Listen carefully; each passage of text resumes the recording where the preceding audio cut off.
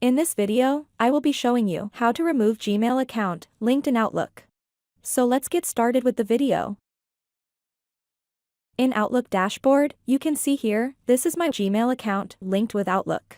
spotube@gmail.com. To remove this webmail account from Outlook, first click the settings icon in the top bar of this page. And next, in this page, you will see all the email accounts added here. To delete the Gmail account, you need to click the Manage button.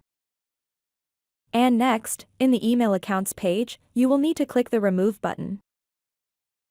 And again here, have the option to remove Gmail account from only this device, or from all the devices. And done, the webmail account connected with Outlook has been removed completely.